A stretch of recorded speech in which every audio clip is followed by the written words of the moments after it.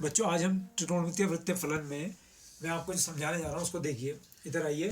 सबसे पहले आप त्रिकोणमितीय अनुपात पढ़ा है, ठीक है, ट्रिग्नोमेट्रिक रेशियोज पढ़े हैं। तो वो क्या होते हैं? साइन, कॉस, टेन, कॉट, सेक और कॉसेक। तो आपने एक समकोण त्रिभुज में आप देख रहे हैं कि 90 डिग्री के सामने वाली भुजा कर्ण हाइपोटेनस होती है, और जिस एंगल को थीटा को हम फाइंड कर रहे हैं वो थीटा के सामने वाली भुजा लंब यानी परपेंडिकुलर होती है, और जो तीसरी भुजा बची समकोण त्रिभुज की वो आधार यानी कि बेस होता है। तो जो त्रिकोणमितीय अनुपात है इनकी भुजाओं के अनुपात को अगर हम लंब बटे कर्ण कहते हैं, लंब बटे कर्ण कहते हैं, तो लंब और कर्ण का जो अनुपात होता है उसको क्या नाम दिया गया? Sine theta. ठीक है, तो लंब और कर्ण यानी कि AC अपॉन BC। ठीक है, कॉस थीटा किसको कहा गया? किन भुजाओं के अनुपात को? आधार बटे कर्ण को। आधार और कर्ण के अनुपात को कॉस थीटा कहा गया। तो आधार हमारे पास क्या है? AB अपॉन जो हमारा कर्ण है वो BC है। और टेन थीटा किसको कहा गया? कि लंब बटे आधार, कि जब लंब भुजा और आधार वाली भुजा परपेंडिकुलर और बेस के जो रेशो होगा, परपेंडिकुलर और बेस का जो रेशो होगा उसको क्या कहा गया? Tan theta. और हमारे पास ये है AC अपॉन AB। ठीक है, और साइन का जो रेसिप्रोकल होगा उससे कहते हैं कॉसेक थीटा, यानी कि 1 अपॉन साइन थीटा। तो 1 अपॉन साइन थीटा कितना हो गया? कर्ण बटे लंब हो जाएगा। तो BC अपॉन AC, ये आपने कक्षा 10 में पढ़ा होगा आपने। सेक थीटा क्या होता है? 1 अपॉन कॉस थीटा होता है। तो ये हो गया आपके पास कर्ण बटे आधार यानी कि BC अपॉन AB। और कॉट थीटा क्या होता है? टेन थीटा का अपोजिट यानी कि 1 अपॉन टेन थीटा। तो 1 अपॉन टेन थीटा मतलब हो गया आधार बटे लंब। तो आधार कितना है पापा? AB upon AC। ये आपने कक्षा 10 में आपने इसको पढ़ा है त्रिकोणमितीय अनुपात को। अब मैं आपको क्या बताने जा रहा हूँ उसको ध्यान से समझिएगा, आज बहुत इंपॉर्टेंट चीज बता रहा हूँ। ये हमारे पास जो वृत्त है ये 1 इकाई त्रिज्या का है। इसकी जो यूनिट है वो 1 इकाई त्रिज्या का वृत्त है। ठीक है, ये 1 इकाई त्रिज्या का वृत्त है। अगर यहाँ से यहाँ तक की दूरी 1 इकाई है तो आप जानते होंगे कि ये दूरी भी कितनी होगी? 1 इकाई होगी। ये दूरी भी कितनी होगी? 1 इकाई होगी, क्योंकि केंद्र को हम किससे मिला दे रहे हैं? परिधि के बिंदु से मिला दे रहे हैं। और ये दूरी भी कितनी होगी? 1 इकाई होगी। और ये डिस्टेंस भी कितना होगा? 1 इकाई होगा। तो इसलिए बिंदु A के निर्देशांक कितने हो गए? एक्स अक्ष पर हम 1 चले और वाई अक्ष पर 0। यहाँ पर आ जाइए, यहाँ पर हम वाई अक्ष पर कितना जा रहे हैं? 1। तो एक्स अक्ष पर नहीं जा रहे, 0,1 हो गया। बिंदु C के निर्देशांक देखिए, एक्स अक्ष पर कितना चल रहा है? -1। और वाई अक्ष पर कितना है? 0। और बिंदु D पर आ जाइए, यहाँ वाई अक्ष पर कितना चल रहा है? -1। और एक्स अक्ष पर हम नहीं चल रहे हैं। तो ये ABCD के निर्देशांक आ गए। मैंने इसके अंदर एक त्रिभुज ले रखा है, आप देख रहे हैं समकोण त्रिभुज OMN ले रखा है, और ये कोण 90 डिग्री है n पर। और ये थीटा जो है ये हमारा रेडियन में है। किसमें है? ये सर्कुलर है, वृत्त में है, तो इसलिए किसमें है? ये रेडियन में है। ये बात समझ में आ गई। अब मैंने बिंदु M को मान लिया x, y। इसको मैंने x, y मान लिया। तो आपको समझ में आ रहा होगा कि ये दूरी O से N तक की दूरी कितनी हो जाएगी? x हो जाएगी। और M से N तक की दूरी कितनी हो जाएगी? y हो जाएगी। ठीक है, माना, लिखिए यहाँ पर आइए, माना जो बिंदु M है, जो परिधि पर बिंदु M है, वो मैंने माना x, y। तो इसलिए जो ON दूरी है वो x हो गई, और OM दूरी कितनी हो गई? y हो गई। इसको ध्यान से समझ लेंगे। अब मैं आपको कुछ बताने जा रहा हूँ कि अगर आप यहाँ से वैल्यू निकालते हैं, पाइथागोरस थ्योरम लगाते हैं, समकोण त्रिभुज OMN में अगर पाइथागोरस लगाते हैं तो OM square is equal to आ गया कर्ण का वर्ग बराबर शेष दो भुजाओं के वर्गों का योगफल। तो ON square plus OM square, तो 1 का स्क्वायर बराबर x square plus y square. तो यहाँ पर हमें मिला x square plus y square बराबर 1। अब यहाँ से एक फॉर्मूला मिलने जा रहा है आपको, ध्यान से देखना। ठीक है, मैं इस ट्राइंगल में आ जाइए आप, समकोण त्रिभुज में। मैं यहाँ से साइन और कॉस की वैल्यू निकालने जा रहा हूँ, जो मैंने अभी आपको वहाँ बताई थी। तो साइन थीटा बराबर होता है लंब बटे कर्ण, यानी कि ये साइन कब होगा? जब लंब और कर्ण का अनुपात को हम साइन कहते हैं। इन दोनों भुजाओं का अनुपात को हम साइन कहते हैं। तो लंब हमारे पास है इसमें MN, और कर्ण हमारे पास है इसमें ओ एम। तो एम एन की वैल्यू कितनी है, एम एन की वैल्यू है वाई, और कर्ण कितना है 1, तो वाई बराबर आ गया साइन थीटा। तो हमने एक बिंदु एक्स वाई था माना था, उसमें वाई की वैल्यू कितनी आ गई साइन थीटा। और अब इसी ट्राइंगल में मैंने कॉस थीटा ले लिया। तो कॉस थीटा किन दो भुजाओं का अनुपात होता है, आधार बटे कर्ण का। तो आधार आपका है अगर देखा जाए ओ एन, और कर्ण है आपके पास ओ एम। तो ओ एन हमारे पास है एक्स, और ओ एम हमारे पास है, ओ एम हमारे पास है 1। तो ये इसका मतलब हो गया कि x बराबर हमें मिल गया कॉस थीटा। तो यहाँ पर x की वैल्यू, यहाँ पर देखिए आप, मैंने एक बिंदु m माना था, तो ये जो x निर्देशांक है, बिंदु m का x निर्देशांक क्या बता रहा है, ये कॉस थीटा बता रहा है। ये x जो है वो कॉस थीटा है, और बिंदु m का y निर्देशांक क्या बता रहा है, ये साइन थीटा बता रहा है हमको।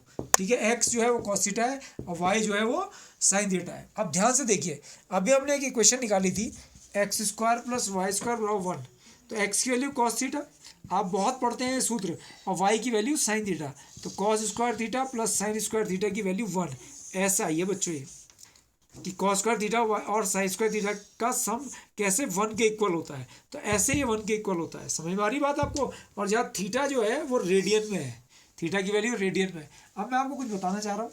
यहाँ एक्स अक्ष पर एक बिंदु ए देख रहे हैं, यहाँ पर एक बिंदु ए देख रहे हैं। तो ये जो 1 है ये कॉस थीटा है, और ये 0 है ये क्या है, साइन थीटा। मैंने आपको बताया कि एक्स निर्देशांक जो है वो कॉस थीटा है, ये कॉस थीटा है, और जो वाई निर्देशांक है वो कितना है, साइन थीटा है। ठीक है, ऐसे ये 0,1 लिखा है। तो ये 0 क्या है, कॉस थीटा की वैल्यू है, और ये 1 क्या है, साइन थीटा की वैल्यू है। अब आप ध्यान से देखिएगा, बहुत ध्यान से देखिए, यहाँ देखिए ये थीटा की वैल्यू किस पे निकालना है, थीटा पर। तो ये किससे कोण बना रहा है, एक्स अक्ष से कोण बना रहा है। तो एक्स, ये बिंदु कहाँ पर है, ए एक्स अक्ष पर है। तो यानी कि ये कोण एक्स अक्ष से कितना कोण बनाएगा, 0 डिग्री। तो कॉस 0 की वैल्यू कितनी हो गई, 1। कॉस 0 की वैल्यू कितनी, कॉस 0 की वैल्यू कितनी हो गई, 1। और साइन 0 की वैल्यू कितनी हो गई, 0। ठीक है, तो यहाँ से हमें क्या पता लगा, कॉस 0 बराबर 0 एंड साइन 0 बराबर 0। ठीक है, अब बिंदु बी पर आ जाओ। ये हमने कहाँ से निकाली, बिंदु ए से, 1,0 से। अब यहाँ पर आ जाओ बिंदु बी, बिंदु बी, और बिंदु बी हमारा क्या है, 0,1। ऊपर आ जाइए, बिंदु बी 0,1। तो यहाँ से थीटा कोण की वैल्यू देखो, ये कितनी है, 90। ये कोण कितना है, एक्स अक्ष से कितना कोण बन रहा है, 90। तो यहाँ पर आया वैल्यू 0, तो हमें पता ही है, कॉस 90 की वैल्यू 0।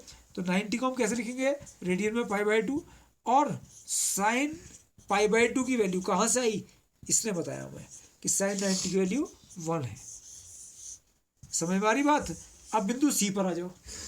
बिंदु सी को देखो, ये कितना, -1 और 0। तो -1 किसकी वैल्यू है, कॉस 0 की, और साइन ये किसकी वैल्यू है, ये साइन की, कॉस 0 की नहीं, कॉस की वैल्यू है, और ये किसकी वैल्यू है, साइन की। तो अब हम ये पता करते हैं कितने की है।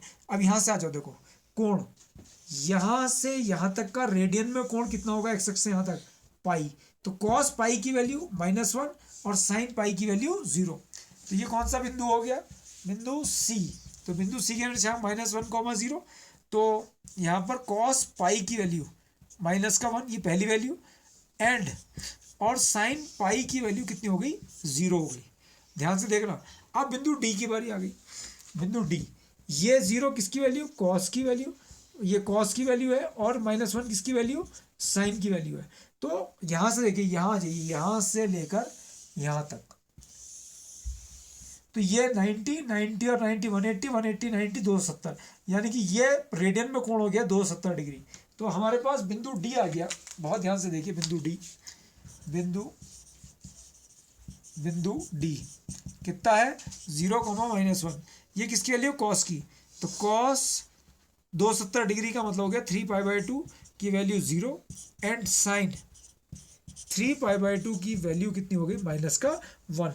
अब मैं आपको बिंदु ए पर पुनः ले जाना चाह रहा हूँ। मान लो बिंदु ए है 1,0। अगर हम ये पूरा ऐसे घूम जाते हैं, पूरा वृत्त में घूम गया मैं, तो ये कितना घूमा मैं, 2π। तो 2π, जब मैं यहाँ से चला और यहाँ पर पहुँचा तो 2π घूम गया, 360 डिग्री घूम गया। तो कहाँ गया, बिंदु ए पर। तो फिर से बिंदु ए को ले लीजिए। तो बिंदु ए, बिंदु ए का निर्देशांक कितना है, 1,0।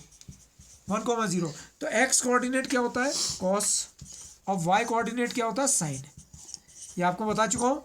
तो यहाँ पर आ गया कॉस, पूरा घूम गया हम 2 पाई, तो कॉस 2 पाई की वैल्यू 1, ठीक है, और साइन 2 पाई की वैल्यू 0। तो ये आपको मैंने 4 बातें बताई हैं। अब आप कुछ और सुन ले समझेंगे उसको। अभी हमने एक फॉर्मूला प्रूव कर लिया था, यहाँ देखो साइन स्क्वायर थीटा, जिस फॉर्मूले को आप यूज करते थे 10th में, plus cos square theta is equal to 1, इसको प्रूव करते हैं। अब एक नया फॉर्मूला देखो, ये पहला था, दूसरा 1 प्लस टेन स्क्वायर थीटा बराबर क्या होता है, तो 1 प्लस टेन स्क्वायर थीटा होता है sign square theta upon cos square theta होता है, साइन अपॉन कॉस 10 होता है, एलसीएम कितना आ गया कॉस स्क्वायर थीटा। तो यहाँ पर क्या बचा cos square theta plus sign square theta बचा। कॉस स्क्वायर थीटा और साइन स्क्वायर थीटा की वैल्यू कितनी होती है 1, तो 1 अपॉन कॉस स्क्वायर थीटा, और 1 अपॉन कॉस स्क्वायर थीटा जब ऊपर गया तो क्या बन गया सेक स्क्वायर थीटा। तो सेक स्क्वायर थीटा किसके बराबर हुआ, अभी हमने क्या निकाला 1 प्लस टेन स्क्वायर थीटा के, तो 1 प्लस टेन स्क्वायर थीटा बराबर होता है सेक स्क्वायर थीटा। इसको लर्न कर लेंगे, याद कर लेंगे। और तीसरा फॉर्मूला भी निकालने जा रहा हूँ मैं, 1 प्लस कॉट स्क्वायर थीटा क्या होता है, ध्यान से देखना 1 प्लस कॉट स्क्वायर थीटा क्या होता है। तो 1 प्लस कॉट स्क्वायर थीटा होता है 1 प्लस कॉट थीटा का मतलब कॉस अपॉन साइन, तो cos square theta upon sine square theta.